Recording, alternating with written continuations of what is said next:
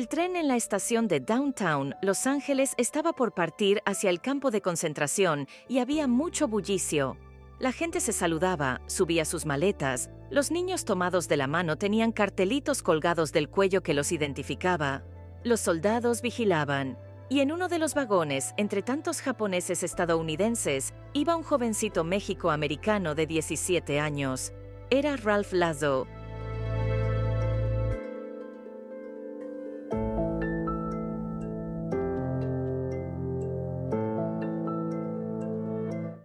Soy Gabriel Lerner, co-coordinador del Proyecto Lazo.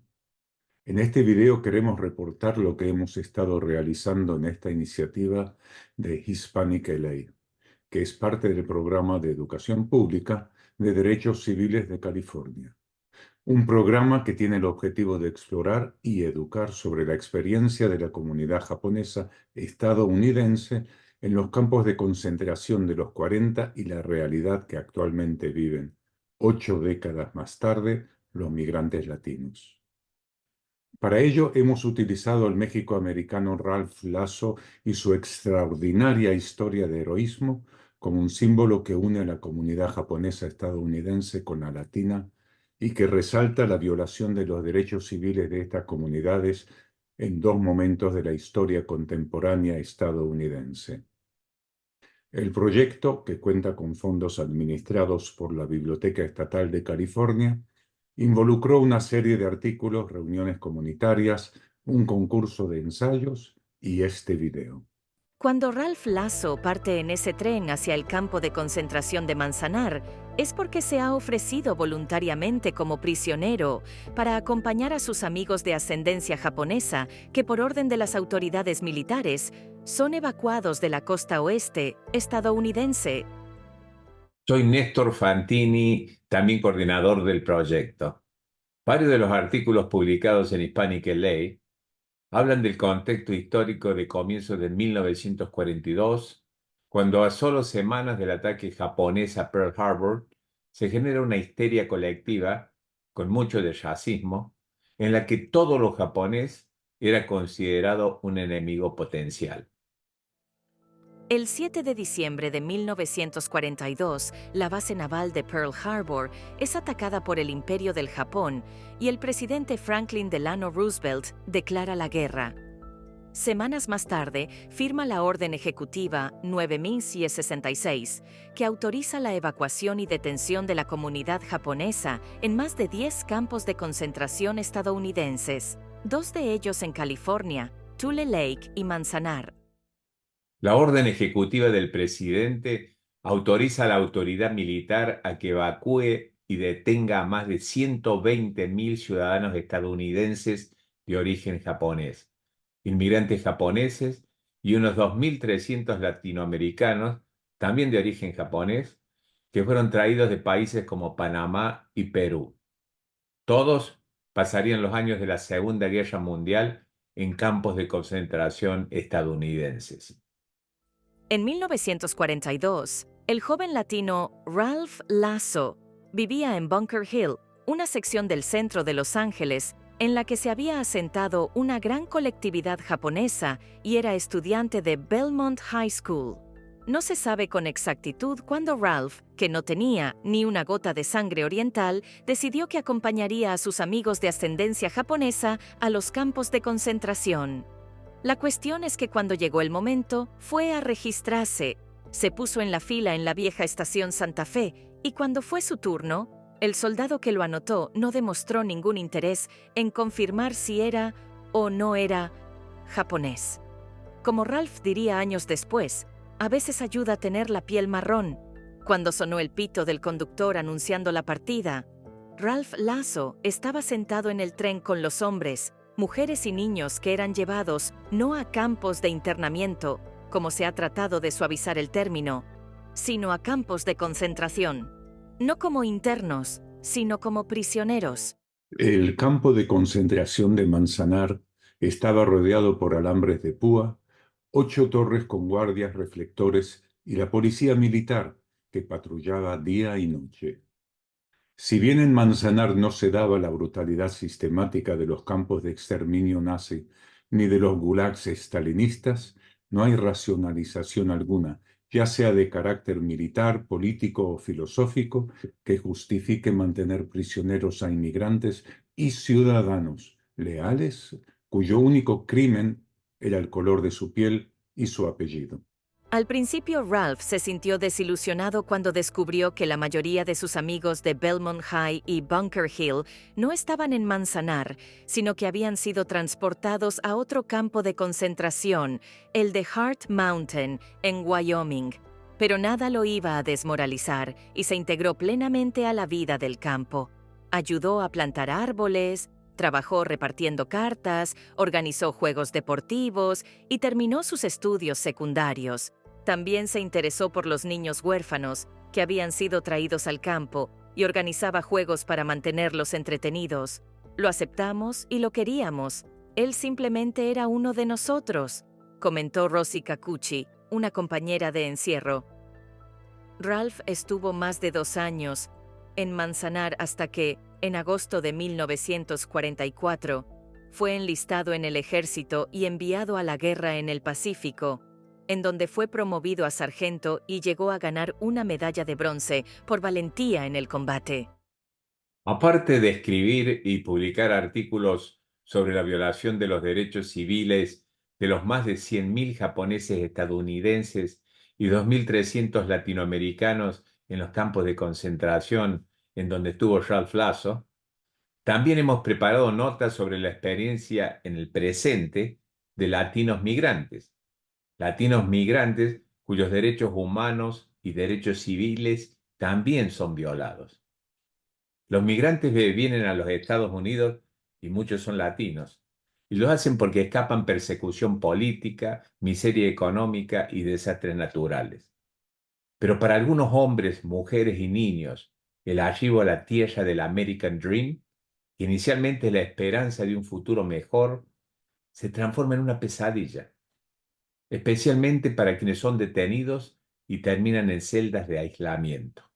Actualmente, ICE, el Servicio de Control de Inmigración y Aduanas, tiene alrededor de 35.000 migrantes, detenidos en prisiones gubernamentales o de corporaciones carcelarias privadas.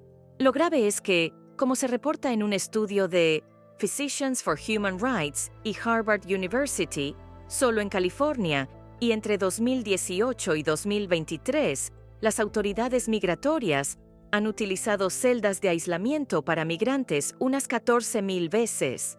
Una mujer de nacionalidad mexicana estuvo en aislamiento en el centro de detención de Otay Mesa, en las inmediaciones de San Diego, más de 2 años. Para ser precisos, nada menos que 759 días. Para numerosas organizaciones defensoras de los derechos humanos, como la American Friends Service Committee, la práctica del aislamiento es una forma de tortura. Después de todo, la Convención contra la Tortura de las Naciones Unidas define a la tortura como un acto de las autoridades por el cual se inflige intencionalmente a una persona dolor o sufrimiento grave, ya sea físico o mental, para obtener información, para intimidar o castigar. Más específicamente, en algunos de los artículos reportamos sobre 26 migrantes que estuvieron en celdas de aislamiento en centros de detención de ICE o en cárceles privadas entre 2018 y 2023, y que participaron del estudio Pesadilla sin fin, tortura y trato inhumano en régimen de aislamiento en centros de detención de inmigrantes de Estados Unidos. Estos migrantes estuvieron en celdas en 17 estados, incluyendo a California. Varios de estos centros pertenecen a corporaciones privadas, como el grupo GEO y Core Civic. Me decían insultos como marica, pájaro, put, como le dicen a los gays, y en segregación, los guardias me pedían que les hiciera sexo oral, denunció un migrante de 32 años, de su humillante experiencia en una de estas cárceles, en el condado de Etowah, Alabama. En otras cárceles, los oficiales regulaban la iluminación y la temperatura de las celdas para crear condiciones incómodas. Una persona de 32 años que estuvo en el Richmond Correctional Center, en Louisiana, afirmó: Perdí toda noción del tiempo. Las luces estaban encendidas todo el tiempo y no había relojes, en las paredes ni en las ventanas.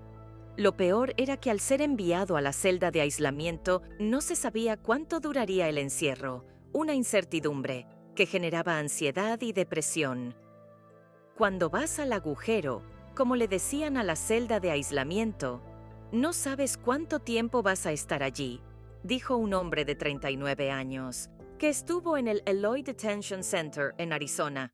Estas condiciones, como el aislamiento, la iluminación brillante constante y la exposición al frío, dice el estudio, son estrategias bien documentadas de tortura e interrogatorio diseñadas para infligir angustia psicológica y han sido descritas en lugares de detención de inmigrantes en Estados Unidos. A otros migrantes se los congrega en lo que se puede definir como prisiones al aire libre, en donde hombres, mujeres y niños, a veces durante días, están expuestos a la intemperie, sin alimentos y sin atención médica. Hispanic Law visitó uno de estos sitios en las inmediaciones de Jacumba, California. De acuerdo a Erika Pineiro, la directora ejecutiva de Al Otro Lado, una organización que protege los derechos de los migrantes. Estos sitios, de hecho, son prisiones. Si los migrantes tratan de salir del sitio, los agentes de la patrulla de frontera les dicen que serían deportados. Pineiro y otras 6 NGOs presentaron una demanda, acusando al Departamento de Seguridad Nacional y a la patrulla fronteriza de no seguir sus propios protocolos de detención, exponiendo a los migrantes a condiciones inhumanas en estas prisiones al aire libre. La violación de los derechos de los migrantes detenidos es solo un capítulo en una larga narrativa de desafíos y sufrimientos que los migrantes latinos confrontan. El proyecto Ralph Lasso también organizó un concurso de ensayos en el que estudiantes de escuelas medias y preparatorias de Los Ángeles escribieron sobre la realidad y los sueños de migrantes que arriesgan su vida para llegar al país del American Dream. Los mejores ensayos fueron premiados en un evento comunitario que tuvo lugar el 15 de junio. Inmigrante, esa palabra estará asociada con mis padres para siempre. Nuevo país, nuevo idioma, nueva gente, nuevos desafíos, escribió Wendy García, una estudiante del 8º grado.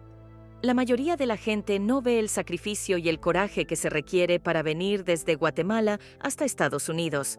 El camino es duro, algunas personas se habrían rendido y regresado, pero mis padres no. Siguieron adelante, siempre con la esperanza de una vida mejor. Linda Valencia relató la odisea que lo llevó a Carlos de su Venezuela natal a Los Ángeles.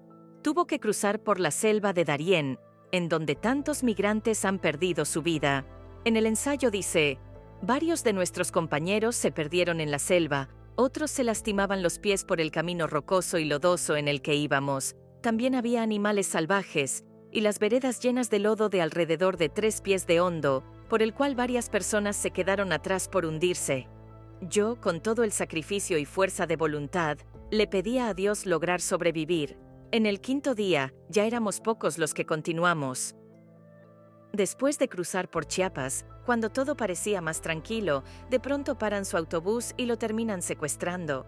Lo llevan a un lugar desconocido en donde, cada 2 días, escuchaba la voz de un hombre exigiendo la cantidad de $10,000 a mi hermana a cambio de mi libertad. La narración de Pamela Fajardo Alfaro, también del grado 11, es sobre la historia de 2 jovencitos recién casados, Cintia y Gustavo. Son sus padres que van en busca del sueño americano. Una narración que habla de coyotes, de hoteles en Tijuana y algodones, de correr hacia la montaña en la frontera de Arizona, de caminar perdidos en el desierto con la desesperación de querer sobrevivir. Yo ya iba alucinando, yo ya veía agua, era lo único que venía a mi mente, le cuenta Cintia a su hija en el ensayo. Para Pamela esto crea una obligación ética. Al final del ensayo dice, si no fuera por mis padres, no sería la persona que soy hoy en día. Mi sueño es algún día poder pagarles por todo lo que sacrificaron. Gracias, mami y papi. En su ensayo, Samantha Dorado Alfonso, estudiante del grado 11, habla de un padre que cruzó el desierto para llegar a California y una madre colombiana que construye un hogar con sus 2 hijos en la tierra del sueño americano. Quieren sentirse parte de este país, trabajan para sentirse parte del sueño. Pero traspiés, como la deportación del padre, dejan un vacío difícil de llenar. Samantha ahora dice en su ensayo que uno de sus sueños es que cuando cumpla 21 años, podré iniciar oficialmente el proceso de obtención de la residencia permanente de mi madre para ayudarla a realizar su sueño americano. Mi madre es una inmigrante de Santa Eulalia, Guatemala, que creció en la pobreza. Mi padre es de San Juan, Zacatepeques, Guatemala, relata Cristina Pirir Juan, estudiante del 8º grado. En gran medida, el viaje de mis padres es lo que le ha dado forma a mis sueños, y mi sueño es ser la primera de mi familia en graduarme de la universidad y ser una académica. Abigail Olivares, del 8º grado, dice: mi sueño es ser abogada. Quiero ser abogada de inmigración. Quiero darles a los inmigrantes la oportunidad de arreglar sus documentos. La violación de los derechos civiles que experimentaron hombres, mujeres y niños de ascendencia japonesa no puede ser olvidada. El acto solidario de Ralph Lasso nos motiva a unirnos a aquellos que levantan su voz contra la intolerancia, ya sea de 8 décadas atrás o la que confrontan migrantes latinos que buscan en los Estados Unidos un sueño americano que para muchos termina en la torturante experiencia de celdas de aislamiento. Pero a pesar de todo, los ensayos de los estudiantes que leímos nos confirman que la esperanza continúa viva, que a pesar de la intolerancia, el sueño americano sigue vigente. Ralph Lasso señaló el camino.